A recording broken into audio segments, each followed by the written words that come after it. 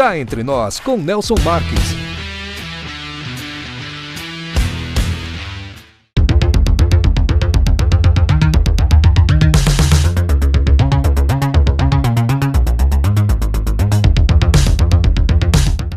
Olá pessoal, estamos iniciando mais um Cá Entre Nós. E hoje vamos falar sobre um tema que atinge milhões de brasileiros e muitas vezes passa desapercebido: a gordura no fígado, também conhecida como esteatose hepática. Embora silenciosa na maioria dos casos, essa condição pode evoluir para quadros mais graves como inflamação, fibrose e até mesmo cirrose. Mas a boa notícia é que há formas de prevenir e até reverter o problema com mudanças de hábitos e acompanhamento médico. Para nos ajudar a entender melhor esse assunto tão importante, recebemos hoje o Dr. Marcelo Renato Jabbour, médico cirurgião geral, endoscopista, formado pela Faculdade de Medicina de Jundiaí em 1999. É uma honra tê-lo conosco, doutor, e seja muito bem-vindo ao Cá Entre Nós. Muito obrigado, Nelson. Para mim é uma honra estar podendo participar aqui do seu programa. Agradeço mais uma vez o seu convite e espero poder ajudar a esclarecer algumas dúvidas suas e da população também. Muito obrigado, doutora. A ideia é essa mesmo. Sanar aí as dúvidas e cada vez mais passar informações de qualidade para quem nos assiste. Acho que o nosso programa tem essa função de utilidade pública, realmente, né? Nós tentarmos fazer com que as pessoas conheçam um pouco mais dessas doenças, vamos dizer assim, e que podem ser evitadas ou pelo menos amenizadas. Muito obrigado mais uma vez por aceitar o nosso convite, viu? E ficamos muito contentes em tê-los aqui.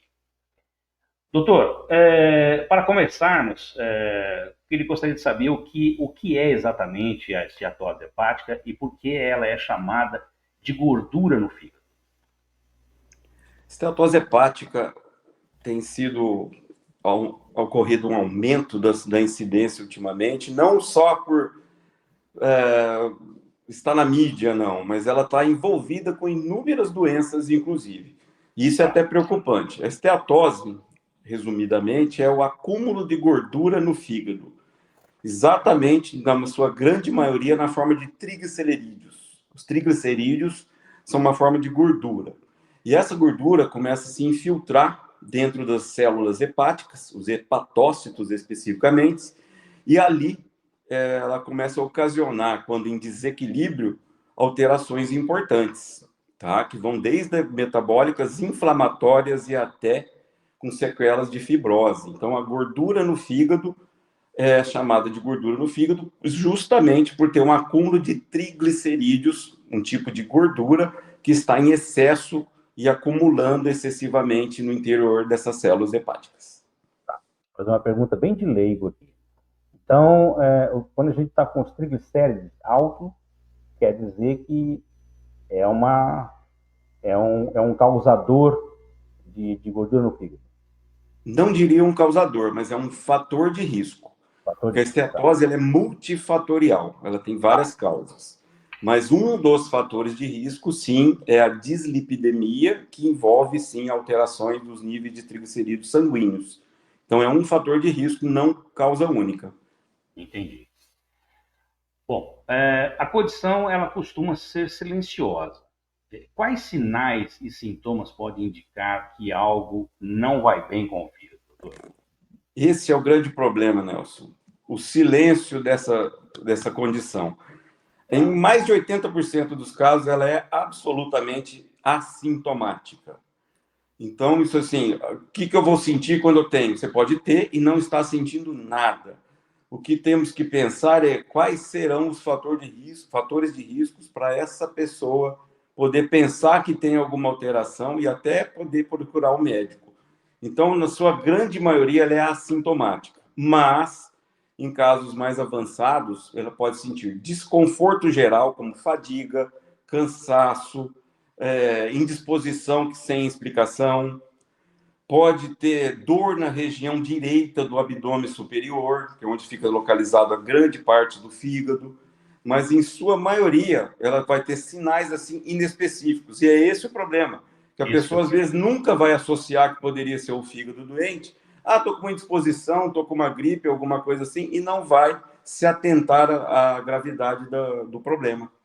Então, tanto o paciente precisa estar preocupado com isso e orientado em saber que pode, e o médico também ter esse conhecimento mais amplo de pensar que pode ter algum comprometimento hepático com uma queixa muito vaga.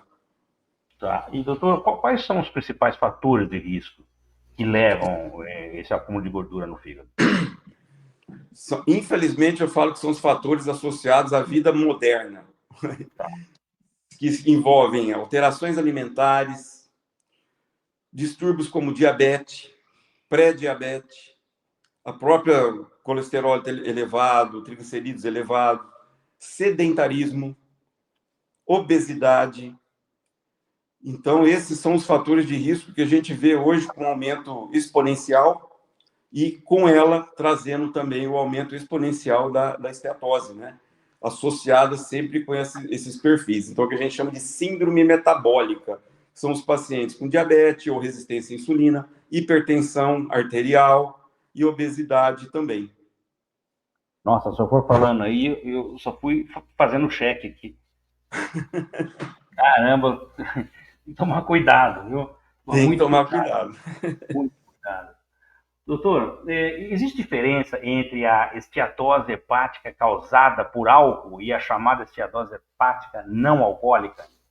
E existe no sentido, primeiro, do causador, né? O causador da alcoólica já está falando quem é o culpado. E a mais perigosa é a chamada não alcoólica ou síndrome esteatótica metabólica, que está associado com outros fatores, principalmente esses fatores agora que eu já citei, como hipertensão, resistência à insulina e diabetes, obesidade, todos esses. Então, cada um... Então, a gente tem...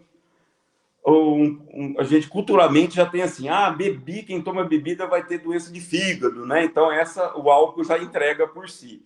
Mas a mais perigosa é a não alcoólica em termos de problema, porque a pessoa não vai acreditar que ela tem. Se eu tenho pressão alta e diabetes, eu posso ter gordura no fígado? Sim, pode. E ela pode evoluir para complicações sérias, inclusive. E os desfechos dessas doenças podem ser os mesmo tendo origens diferentes. Pode ter complicações sérias, inclusive. Interessante. Aqui tem uma pergunta que eu havia feito para o senhor, anotado para fazer, e o senhor meio que já respondeu. De que forma o sobrepeso, diabetes e colesterol alto contribui para o surgimento da gordura no fígado? É o que o senhor acabou de dizer aí, né? Sim. A cuidado, controlar isso, para que isso não contribua, né? Exatamente. São principais fatores de risco, considerados fatores de risco e que crescem a cada dia hoje no mundo, não só no país, por alimentos industrializados, uma série de fatores, aumento de obesidade gradativo, diabetes, isso está levando também a outras complicações junto com elas. Essa questão também do mundo que nós vivemos hoje, né, doutor? Acho que ocasiona tudo isso, que o senhor acaba indo para as comidas mais rápidas, para as comidas, como é que o pessoal fala? Desembrulhar menos e descascar mais, né? Exatamente. É isso aí. O mundo moderno é muito corrido, a gente corre e tempo é precioso. Quem não tem tempo vai comer o que encontra rápido, fácil, está se alimentando mal e está produzindo doença nele indiretamente também. Infelizmente é assim, Nelson. Infelizmente mesmo. Doutor, como que o diagnóstico é feito? Quais os exames são utilizados para detectar a esteatose hepática? E como pode tratar isso? Isso. Então, primeiro vai ter algumas queixas do paciente. O paciente também pode já ter essas condições que a gente citou, né? Que ele pode ter isso para a gente já pensar no que investigar. O paciente que tem ou teve hepatite infecciosa viral também já é um paciente que a gente tem que pensar em inspecionar muito bem esse fígado, porque a hepatite infecciosa também vem de um problema também causador de esteatose, né? Então, temos que pensar em vários fatores. Não existe assim, qual é o padrão ouro para o diagnóstico da esteatose? Infelizmente, não temos. Mas temos hoje, atualmente, bastante recurso clínico para identificar. Ultrassonografia, um simples exame de ultrassom associado com exames laboratoriais, já vai dar uma margem de poder imaginar o que tem pela frente com grande certeza. Você pode detectar isso aí através, por exemplo, de ultrassom. Um ultrassom de abdômen já pode detectar. Tem outros mais modernos, técnicas mais modernas, que vão já em casos até mais avançados, que aí não seria para detecção, seria para acompanhamento de complicações eventuais. Então, pode ser variado desde um simples ultrassom de abdômen, né, que é um padrão muito bom para avaliar, até uma ressonância especificamente para a investigação desses diagnósticos. Deixa eu me perguntar, se tiver algum tipo de inflamação no corpo, pode ocasionar também esteatose? Isso é um sinal? Sim, olha, o fígado, ele é um órgão, coitado, ele sempre leva a culpa de tudo, né? Ele trabalha demais. Então, qualquer processo inflamatório diverso no corpo pode causar uma inflamação hepática e, sim, em consequência dessa inflamação, causar uma disfunção metabólica que também leve à esteatose hepática também como início, né? Então, processos inflamatórios, por exemplo, diabetes. Diabetes, por si, é uma doença, tipo 2 especificamente, é uma doença basicamente de fundo inflamatório. Por isso que ela traz essas consequências também envolvendo até o fígado. Em Marília, hospede-se no Estoril Hotel, no centro de tudo, com o conforto que você merece. Ótimas opções de apartamentos, para você desfrutar de dias tranquilos, seja para lazer ou para fazer negócios. A maior estrutura de eventos corporativos da região, academia, pet friendly, estacionamento privativo e coberto e um delicioso café da manhã. Em Marília, reserve o melhor para você. Estoril Hotel.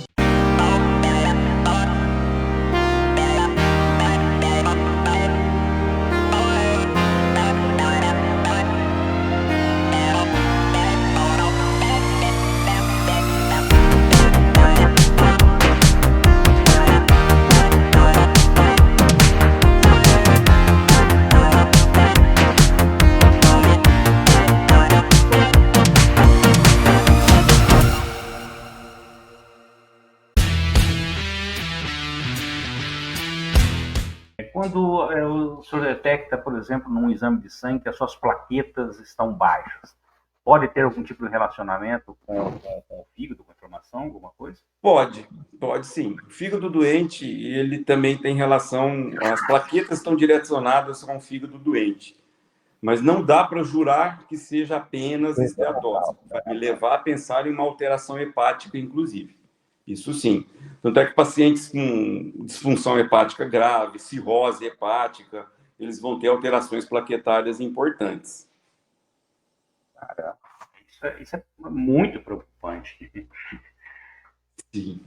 É um problema que está aumentando muito e está sendo, assim, considerado banal. A gente vê muitos casos, a gente atende o dia a dia aqui. Eu fiz o exame lá, o médico falou, não, só deu uma gordurinha no fígado.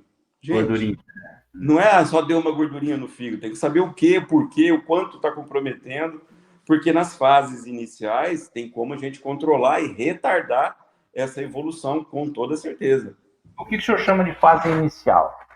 Fase inicial é aquela fase que o corpo ainda não causou uma agressão severa ao fígado, a ponto de causar uma fibrose nesse fígado, que é o processo final da complicação, é uma fibrose hepática, uma cicatrização excessiva desse parênquima hepático, que daí deriva-se a cirrose hepática. Tá. Doutor, a gordura no fígado tem cura? Em que estágio é possível reverter esse quadro apenas com mudanças de hábito, por exemplo? A grande maioria dos quadros não fibróticos conseguem ter uma reversão, no mínimo uma estabilização do quadro, com estilo de vida adequado, alimentação, exercício, dieta, tem uma grande resposta nos quadros iniciais. Com certeza. O estilo de vida, a alimentação adequada, posso dizer assim, que são remédios para os tratamentos na fase inicial. Em termos de remédios, já puxando o gancho da palavra remédio, medicamentos para esteatose hepática, sim, pode-se dizer que são praticamente inexistentes. Existem vários que têm mecanismos que controlam uma outra coisa, uma disfunção metabólica, que auxiliam em alguma disfunção, mas medicamento específico que fala vou tomar para a esteatose, infelizmente não temos. Por isso que a prevenção é fundamental, Nelson. É fundamental e talvez seja a única coisa que se fazer, né? O melhor remédio é a prevenção, é evitar que a doença chegue no estágio avançado, exatamente. Realmente é preocupante. Doutor, qual que é o papel da alimentação? O senhor já comentou um pouco sobre isso, e da prática de atividade física no controle e prevenção da esteatose. Acho que é fundamental, né? Sim, é fundamental. Então, a alimentação vou dizer que é o primeiro pilar que a gente tem que focar. Hoje em dia, a gente come alimentos industrializados, ultraprocessados, ricos em gorduras ruins, açúcar em excesso. A gente fala até que pensa que esteatose, é gordura no fígado. Então, se eu comer gordura, eu vou ter gordura no fígado. Pelo contrário, quanto maior o consumo de carboidratos e açúcares refinados, maior a chance de eu acumular gordura no fígado. Então, não é a gordura diretamente que é a grande vilã. Claro que eu estou falando de gorduras saudáveis aqui no caso, mas gorduras ruins, tipo óleo refinado, óleos de sementes, conteúdo de ultraprocessado, gordura hidrogenada, isso é péssimo para a saúde em geral. Mas o aumento de consumo de carboidratos simples, os refinados, é o que vão favorecer o maior acúmulo de gordura no fígado. E é o que a gente tem no dia a dia da alimentação hoje, inclusive. A alimentação industrializada é riquíssima em açúcares, né? Ultraprocessados em geral. E em tudo que faz mal para a gente, né? E tudo que faz mal para a gente.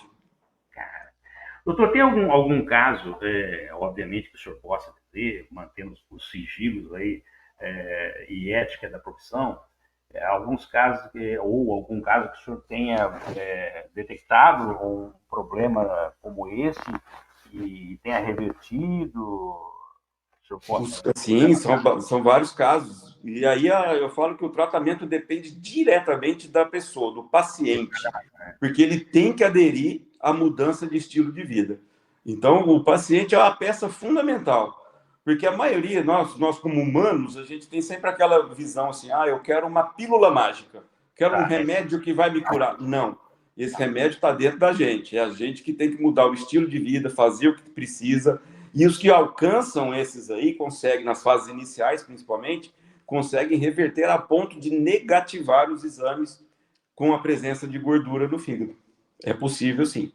Ou seja, tem que ter orientação médica, mas o nutricional, é multifatorial o tratamento aí. Mas ele é possível de alcançar, sim. Vale o esforço, vale o sacrifício da pessoa que quer se livrar dessa encrenca aí, fazendo tudo que for necessário, e é possível.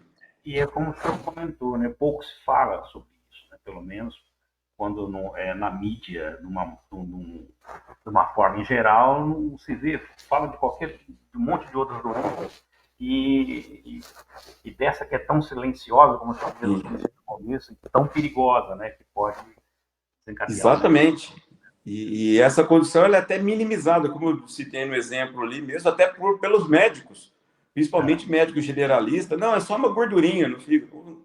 Gente, e o paciente chega aqui, não, deu uma alteraçãozinha lá, o médico só falou que tinha uma gordurinha. Ele falou que não é nada, é só uma coisa. Falou que não é nada, é isso. Ele minimiza um potencial de gravidade aí importante. Voltando a falar um pouquinho sobre o vilão aí, o álcool, né? O álcool. Muitos acreditam que só quem bebe álcool em excesso que pode ter problemas no fígado. Esse é um mito perigoso, doutor? É um mito perigoso. Infelizmente, como eu disse anteriormente, a gente tem a cultura já desde criança, quem bebe vai ter o fígado doente, né? Então a gente já sabe que o álcool faz mal. Então falar que é só quem bebe que vai ter gordura no fígado é um erro, nossa, crasso. E esse mito tem que ser caído por terra, porque a pessoa com disfunção metabólica, com todas essas condições que já citamos aqui, ele torna-se o paciente mais perigoso, porque ele não sabe que ele está criando uma situação grave dentro do corpo dele. Então, aquele que já bebe, ele tem consciência que é uma substância que é lesiva, faz mal. Esse a gente já sabe que vai, progrediu. Mas achar que somente o álcool vai fazer mal, não pode. Tem que ser muito bem orientado, muito bem explicado que existem outras condições silenciosas que vão fazer mais mal até do que a ingestão do álcool, justamente pelo desconhecer as complicações.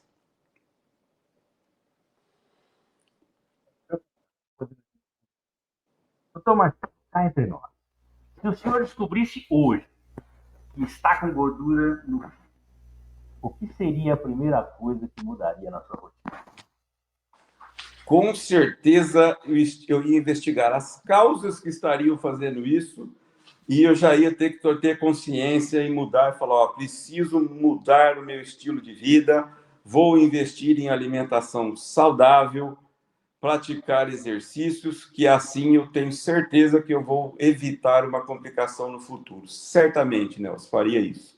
E pode até reverter, inclusive, com o senhor mesmo. E pode ser revertido, inclusive, antes de chegar na situação de fibrose, cirrose e até aumento do risco de câncer de fígado por uma gordura no fígado, olha que coisa, eu consigo reverter nas fases iniciais. Então, seria, com certeza, hábito alimentar saudável, estilo de vida saudável, para ser o pilar do meu tratamento. Legal. Bom, doutor Marcelo, muito obrigado, viu, por compartilhar aí conosco tantas informações importantes e esclarecedoras. Foi um verdadeiro privilégio contar aí com a sua presença aqui no Cá Entre Nós, ajudando a jogar luz aí sobre esse tema, que apesar de silencioso, né, pode se tornar aí um grande grito do corpo por atenção, como o senhor mesmo comentou. Esperamos revê-lo em breve aqui no programa e dizer que o nosso programa está sempre de portas abertas aí também para que o senhor e os seus colegas possam passar informações tão importantes como essa que o senhor acabou de fazer. Eu vou colocar os seus contatos agora aqui na nossa tela e vou pedir para que, por gentileza, que o senhor deixe aí uma mensagem para os nossos seguidores e telespectadores, porque o nosso programa também passa na TV Canal 4 de Marília e toda a região. Por gentileza.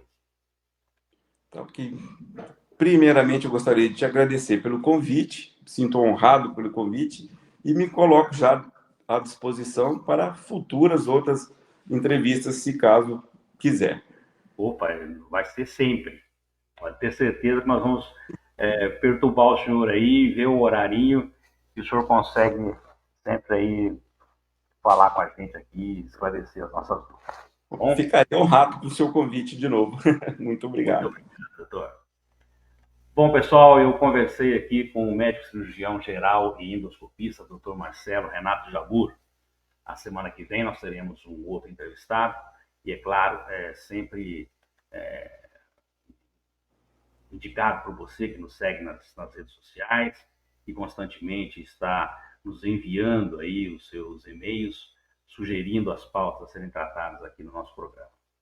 A todos que ficaram conosco até agora, nosso muito obrigado pelo carinho da audiência e até a semana que vem com uma nova entrevista. Solta a vinheta. Cá Entre Nós, com Nelson Marques.